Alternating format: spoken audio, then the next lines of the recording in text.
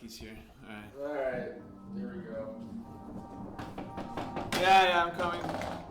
Hey, Hi. Charlie, how you doing, man? How's it going? Good to see you, Mark. Good to see you. Nice to meet you. Come on in. Welcome to the house. Oh, this is my face. Okay. Yeah, this is the This is it. Liminal Research Society. Yeah, shut the door. Oh wow. Do you have a kind of house where we take off shoes or? Hey, pop a squat. You come in on the show or not? Yeah. No, it's fine. You can finish your smoke. All right. You tired today, or what's going on? Yeah. Why are you tired? You slept like 12, 14 hours yesterday. Did not. Did you not? No. You slept all afternoon. I didn't sleep all afternoon. I slept for 2 hours No. after taking the night bus from London. But then I left, and then you slept, right? No, I didn't fall back asleep. Good to know. Well, quit smoking. You never used to smoke. Good afternoon. Welcome to the Moss. I'm back here. I've got some new special guests, and I think we'll just jump right into it. So, let's start by saying, what's your name, buddy? My name is Charlie. Hi, Charlie. And Charlie, why do you feel like you deserve to be on my podcast? Because I'd seen some very interesting people here in the past, and I thought that I was maybe as interesting as them, and maybe we could have a little convo together about some interesting stuff. Like, I guess the person you brought up to me was Zach Filler. Zach Filler, yeah. The overweight, black-eyed comedian. I'm not gonna say. Oh, did he have a black eye? Yeah, he got beat up by his Uber driver. What? He was drunk. Oh, well. I mean, he's a friendly, you polite get. guy. So, Zach, if you're watching this, message me. I wasn't able to get your ketamine connection for your birthday, but, you know, away she goes. And to my right, holding it down, tell me about yourself. What's your name? My name's Robin. Robin, can you speak louder and look at the camera? My name is Robin. And Robin, where are you from? I'm from a small town north of Toronto in Canada. Oh, a small town north of Toronto in Canada. And that name of the town is what? Barrie. Our third special guest, Mr. Hoff. Jack, come up. Where's his friend? So Jack, tell me about yourself. I don't know, man. I took Jack- a shower. Yeah. It's nice out. So Jack lives in the house, but he's rarely, if ever, on the podcast because he's not a good guest. No. But he had a bad sleep last night. I tried to wake him up at 1 in the afternoon. And he was like, no. I was like, Jack, it's 1 in the afternoon. Then again, like, I did go to bed at 5 a.m. Okay, That's good. Yeah. So, do you have something you want to promote about yourself, Charlie? Maybe support local English comedy in Paris, because me and some other people have been doing that for a while now, and it's something that's been developing more and more, and we're trying to get more open mics going. And if you, English community in Paris, if there are people watching, we'd really like you to come along and support local comics, and so that we can provide the best material we can. What is your thought? Like, I find stand-up comedy to be like inherently cringe. The entire experience of it, of watching some guy stand up and try to be funny. It's like, to me, it's one of the lowest forms of art. Do you find it artificial? I find it fake. Yeah. I find it's like, just learn an instrument or learn a talent. Why are you just What's trying different between what you do and stand-up comments? We're having You have a guitar. We're having a conversation. I'm writing poetry. You know? Oh, okay. You're writing poetry because you have an instrument in your I'm a hand. slam poet, dude. Yeah. Oh, that's right. If you guys are in Manchester... November 14th, come November vote for me, 14th. Trans Euro Slam. It's not for trans... It is for trans people, but it's not a trans-specific slam poetry. It just means across. It's like the Trans-Siberian. Right, or It's transportation. definitely not about trans people. It's about But if train. you were a trans person in Siberia, you'd be a trans-Siberian. They get around. That's true. But Wouldn't it be Siberian trance? no, I I feel think like... that's something like a witch doctor does. But They put you in a Siberian trance. oh, Siberian trans. Dude, I met a shaman from Siberia once in Kathmandu, and I wanted to do shamanic practices with him, but he wanted to charge me money. I was like, Pay the Siberian shaman money. So anyway, we were talking about comedy. Wow, you just dropped that story. Yeah, go on. So can you defend why Can you I think defend stand-up? comedy is a valuable activity? It's not. I don't think it's supposed to be. I just think that you know, like for example, like my relationship with art is pretty messed up. Like for example, I appreciate music, I appreciate films, but for example, I don't appreciate paintings or visual art because I don't feel the connection. Maybe it's because I have a very simple brain. And I think that we and other people with simple brains, something, you know, the thing is that stand-up comedy is so easy to digest, and it's relatable to the audience, and I think that's why it's something, that's where the value is, if there is value at all, so that people can relate to it quickly and have a laugh, I guess. You see stand-up comedy as delivering some kind of higher truth or being just a pure entertainment? Like, you know, it depends. If you're going out to a comedy night, comedy night, and you don't know who's going to be on stage, then I think you're just going out for a laugh. You're just, okay, I've had a shit day. I want to think about something where these guys are going to joke about some random shit that I'm going to be able to relate to, which is more or less intelligent material. But if you're going to see someone, then I think that it's different because then you're going to see what that person thinks about certain things. Right. And like the stand-up that I do may not be accessing that higher truth kind of stuff, or doesn't go that deep into things, although I'm trying to improve on that. Do you make jokes about genitals? Like I don't make jokes. No, I don't do dick jokes. I don't do dick jokes. I don't do racist jokes. Do you do vagina jokes? I don't do vagina jokes. Okay. I do, because I just think that, well, in my opinion, it's cheap, and I think there are a lot of stand-up comedy. You know this one? Kind of. What's that? I don't know that one. What's that supposed to be? It's a vagina joke. Oh, yeah. You make a pussy with your lips. Oh. You You should do that on stage. What? Get a lot of laughs. You think so? I don't think you're gonna get any laughs. I don't care about laughs, man. I want people to be addressed by higher truth. Do you find that... Is that your higher truth? Yeah. What? No, I'm just gonna... Anyway, my obsession with higher truth. Uh-huh. That's a good question. Do you not... Are you not obsessed with higher truth? What do you mean by higher truth? I don't know. Some quest for some great oceanic feeling of interconnection, of some kind of liberation where you see that I am the universe looking at itself and we are all participating in one cosmic community and there's no reason to ever be afraid, ever, because life is but a dream.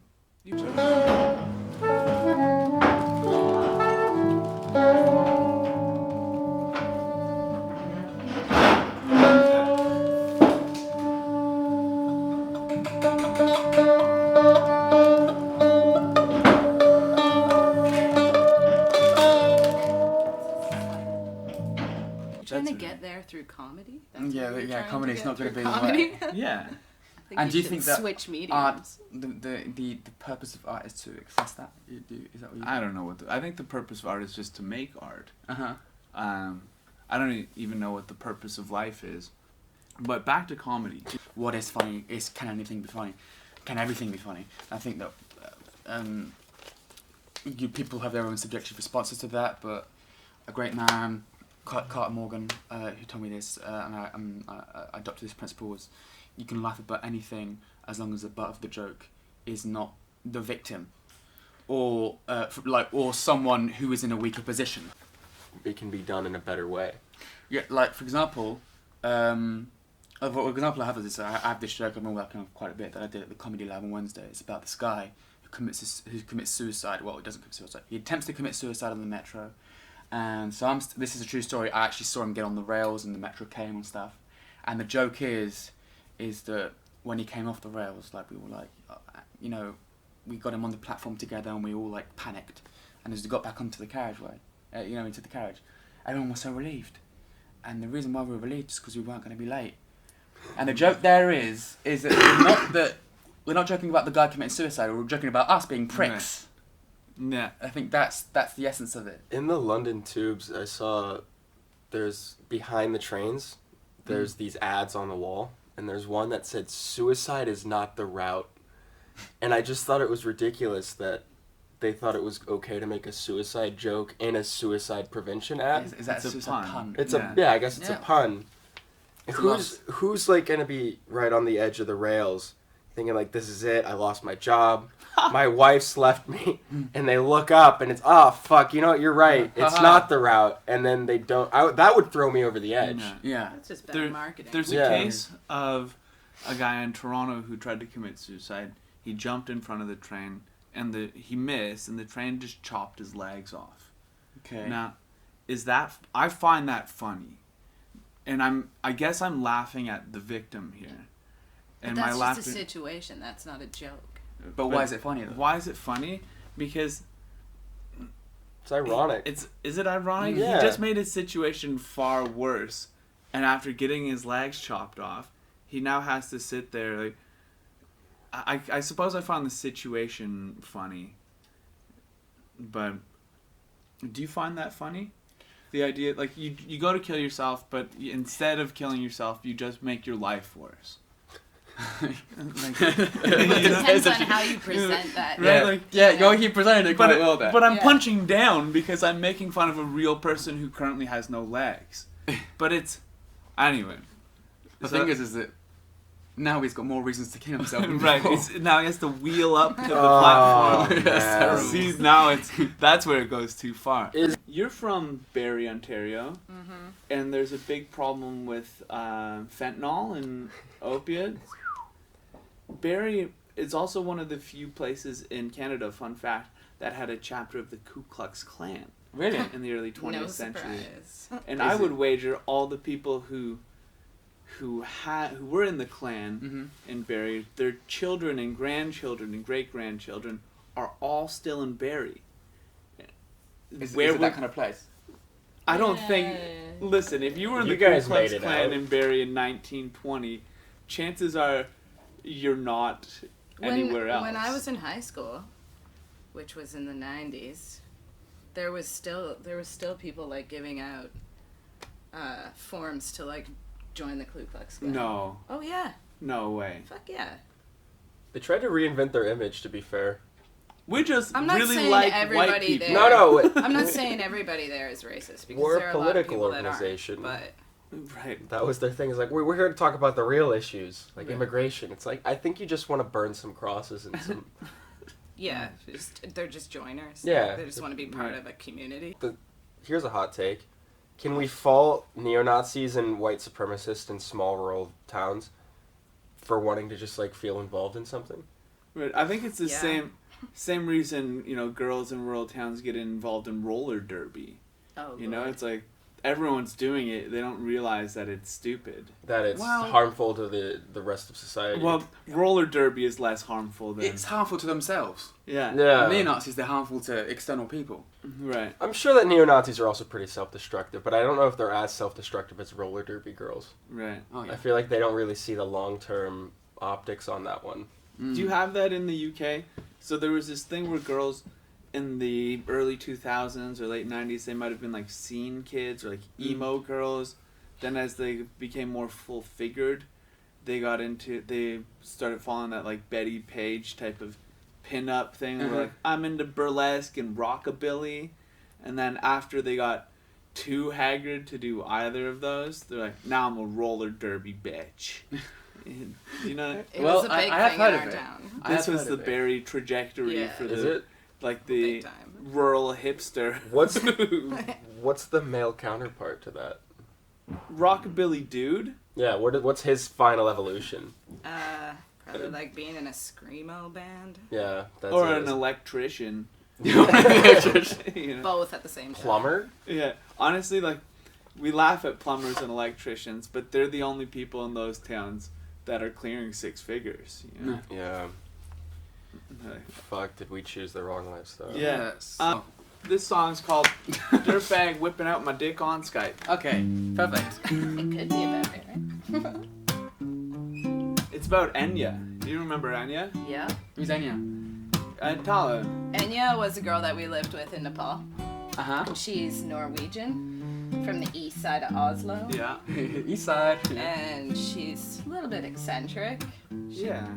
Dresses like she'll go on a mountain trek and dress like she's going to a cabaret. Okay. That's true. Yeah. And she lives in Morocco now. Okay. That's what I know. And what was your relationship with Enya? She moved into the house. I would like I wanted to hook up with her. Then she Yeah. hooked up with like everyone else that I knew in Kathmandu. Okay. But then finally we She was got cool. together, you know? Uh-huh. And then he was like, hey, I'm going to Paris to Sciences Po to do my master's, and you should come with me. Sick. And I was in Kathmandu, so I went home and I got my visa, my tourist visa. I came there, but while I was, I'll just tell you the song. So I met a pretty girl 6 months ago. She had an ass like wow, and wouldn't you know, I told her, my lady, oh I loved you so, but I fell a little short on the self-control. I was a dirtbag whipping out my dick on Skype, fucking with an ex I didn't even like. It might have cost me the woman that I truly loved. I gave it all up for an empty rub. Used her iPad, let the Facebook on. She scrolled through when the trust was gone. Asked me straight, but I couldn't admit, so I thought it'd be best to say like half of it. Was like, yeah, no, we guess Skype that time. She only showed hers and I never showed mine, and besides, was only like a breast or two. But she already knew that wasn't true. I was a dirtbag whipping out my dick on Skype, fucking with an ex I didn't even like. It might have cost me the woman that I truly loved. I gave it all up for an empty rub. But some of you have been there too. You ever done that? What? You know, pulled your dick out on Skype for some distant woman? I have not. You're missing out, man. It's like porn, but with less guilt, depending on the circumstance. These webcam women, damn, what's a man to do? Come on. So that's how I ended up coming to Paris and subsequently being really? broken up with in the first week. wow. Now, the moral of the story is you gotta sign out. If you don't want your girl knowing what you about, you be a dirtbag. Dirtbag for life. Cheat on your girlfriend, cheat on your wife. Are you married? No. Oh,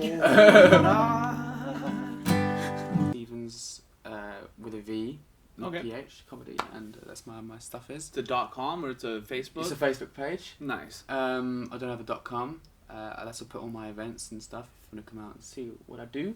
Okay. So yeah. Maybe do you have a clip of your comedy somewhere that I can splice into my video? I can find that for you, Okay. but I generally don't put my clips online because I just don't think I'm that sort of comic yet. But I can give them to you if you want Okay. to. I could just a joke, Um, or two. Also, you're a painter, aren't you, Robin? I am. And he doesn't appreciate painting. But where can we find more about you? Well, you could probably go to my Instagram, which is robnoxious77. Because you were Wow. born in 1977? Yeah. Damn. You look great for your age, Robin. Thanks, So, Mark. He's very- only saying this because we're very on camera honest. because he would never Yeah. say this. Thank you for watching. Thank you. I hope you enjoyed this show. Make sure you smash that like button, subscribe, Hit subscribe. turn on that bell for all those notifications so you can keep up to date with all the new content that's coming your way. Peace. You've been watching The Moss. Thank you. Bye. Stay groovy! Special announcement from the LRS. Do you feel alone, completely unmotivated, and struggling to justify your existence? It's okay. A lot of people do. A lot of people feel the same.